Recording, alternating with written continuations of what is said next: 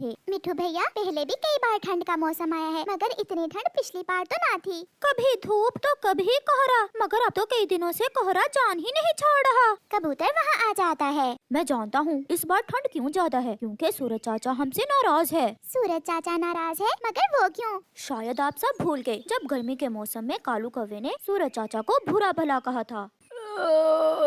लो जी, आ गया सुबह सवेरे ही। इसे और कोई काम है ही नहीं, ना खुद सोता है ना दूसरों को सोने देता है। सूरज चाचा जी, जाओ यहाँ से, चले जाओ, मुझे सोने दो। रात गई और दिन आया, मैं तुम्हारे लिए रोशनी लेकर आया हूँ, ताकि तुम सब पक्षी अपने अपने काम कर सको। तुम सबके लिए अनाज पक जाए, मेरी रोशनी से ही फूल खिलते हैं। काम काम काम, जाओ चाचा जी, तुम अपना काम करो, हमें ऐसे तंग ना करो। उस दिन के बाद सूरज चाचा एक बार भी हमारे जंगल में नहीं आया। इसका मतलब सूरज चाचा हमसे नाराज है। जो भी हो, हमें सूरज चाचा को मनाना होगा। अगर ऐसे ही कुछ दिन और धूप ना निकली तो ठंड के कारण हमारी हड्डियाँ भी जम जाएंगी। कौन हो तुम, कौन हो? मेरे घर में क्या कर रहे हो? मैं कालू हूँ। गोरी, मैं तुम्हारा पति हूँ। और कौन हूँ? बुड्ढे कौवे, तुम हो कौन? मेरे घर में मेरी इजाजत के बिना तुम क्यों आए हो? भागकर कालू कौवा बहुत मुश्किल से अपनी जान बचाता है। वो गोरी मुझे मार देगी। कुछ दिनों से वो बहुत अजीब अजीब बातें कर रही है, मुझे बचा लो। गोरी को क्या हुआ है कालू भैया? यही तो मुझे समझ नहीं आ रही कि उसे हुआ क्या है। वो मुझे पहचानती ही नहीं है। ये तो बुलबुल ही बता सकती है गोरी को क्या हुआ है। मगर कालू भैया, आपकी वजह से हम सब ठंड से मर रहे हैं। क्या हुआ? मैंने क्या किया है? सूरज चाचा आपसे नाराज हैं। वो इस जंगल में धूप और रोशनी करने नहीं आ रहे, इसलिए तो ठंड इतनी बढ़ गई है। चिड़िया, मैं सोया हुआ था। जब सूरज चाचा ने मुझे जगाया तो मैं गुस्से में आ गया। उड़ती हुई बुलबुल भी फूलों के रस की बोतल लिए वहाँ आ जाती है। मैं तो आज फूलों का रस बहुत मुश्किल से निकाल कर लाई हूँ, ठंड के कारण हाथ ही काम नहीं कर रहे। अच्छा ही हुआ बुलबुल जो आप यहाँ आ गई। आप कालू कौवे के साथ जाएं। इसकी पत्नी गोरी कुछ दिनों से बहुत अजीब अजीब हरकतें कर रही है। मैं अभी जाकर उसे देखती हूँ।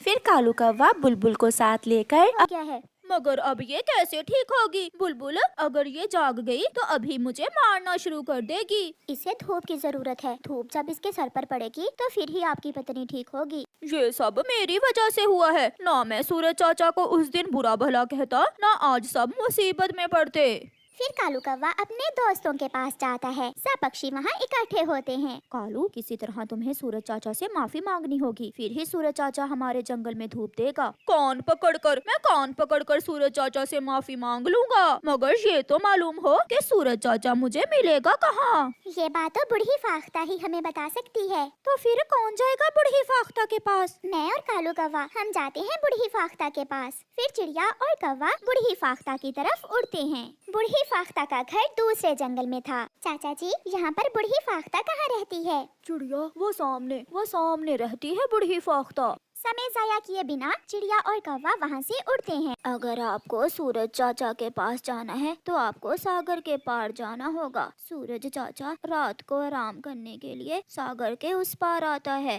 बूढ़ी फाख्ता जी, क्या सूरज चाचा मुझे माफ कर देगा? जुर्म कितना भी बड़ा हो, अगर सच्चे दिल से तौबा की जाए और सच्चे दिल से माफी मांगी जाए तो ऊपर वाला भी माफ कर देता है। कौवे भैया चलें, हमें अंधेरा होने से पहले पहले सागर के उस पार जाना होगा। चिड़िया और कौवा फिर से उड़ते हैं। सामने खुला सागर था, जहाँ तक नजर जाती नीला ही नीला सागर था। वो उड़ते हैं, कभी कौवा आगे तो कभी चिड़िया आगे। वो उड़ते उड़ते बहुत थक जाते हैं। फिर कौवे का ध्यान सागर में एक टापू पर जाता है। चिड़िया, हमें थोड़ी देर के लिए वहाँ रुकना होगा, मेरे पंख बहुत थक गए हैं। हाँ कौवे भैया, हो सकता है हमें वहाँ से कुछ पानी और खाने को भी कुछ मिल जाए। वो दोनों दोस्त टापू पर जाते हैं। वहाँ बैठी हुई मैना उनका स्वागत करती है। आप कहाँ जा रहे हैं? यहाँ से आगे तो कोई और टापू नहीं है, इससे आगे तो सागर का दूसरा किनारा है। मैना बहन, हमें सूरज चाचा के पास जाना है। मैना जी, हमें भूख लग गई है, क्या यहाँ से कुछ खाने को मिलेगा? खाने को भी मिलेगा और पीने को भी, आप मेरे साथ आए। फिर मैना उन्हें थोड़ी ही दूर एक फूलों के घर में ले जाती है। ये घर तो बहुत सुंदर है। ये घर मेरी माँ ने मेरे लिए बनाया था। सच में ये बहुत सुंदर है। फिर मैना उन्हें सूजी के बने हुए लड्डू खाने को देती है, जिसे देखकर कालू कौवा तो बहुत खुश हो रहा था। दोनों दोस्त चिड़िया और कौवा मीठे मीठे सूजी के बने हुए लड्डू खाते हैं, पानी पीते हैं। कौवे भैया अब चलें, हमें आगे जाना है। यहाँ से कुछ ही फासले पर सागर का दूसरा किनारा है, सूरज चाचा आपको वहाँ मिलेंगे। चिड़िया और कौवा मैना को धन्यवाद बोलकर फिर से उड़ते हैं।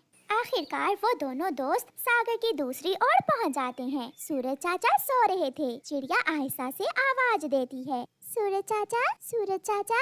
हाँ हाँ चिड़िया, बताओ बताओ, कैसे आई हो तुम दुष्ट कौवे, तुम यहाँ मेरे पास क्यों आए हो? चले जाओ, नहीं तो मैं अपनी गर्मी से तुम्हें कोयला बना दूंगा। सूरज चाचा, हम जानते हैं आप कालू कौवे से नाराज हैं और इसी वजह से आप हमारे जंगल नहीं आ रहे हैं। मुझे माफ कर दें। आप चाहें तो अपनी गर्मी से मुझे जला दें, मगर मुझे माफ कर दें। आप जंगल में वापिस आ जाएं, सब खत्म हो जाएगा। आपके बिना सब खत्म हो जाएगा। मेरी पत्नी पागल हो गई है, फूल खिल नहीं रहे, ठंड से सब मर रहे हैं। ये सब बताते बताते कालू कौवा रोने लग जाता है। फिर सूरज चाचा कालू कौवे को माफ कर देता है। तो फिर बैठे मेरे ऊपर, मुझे सब मालूम है आप बहुत थके हुए होंगे। चिड़िया और कौवा खुशी खुशी सूरज चाचा के ऊपर बैठ जाते हैं और सूरज चाचा उनके साथ उनके जंगल चल देता है। आज सुबह होने के साथ ही जंगल के सब पक्षी बहुत खुश थे, क्योंकि आज कई दिनों बाद उनके जंगल में सूरज चाचा आए थे और सब पक्षी धूप के मजे ले रहे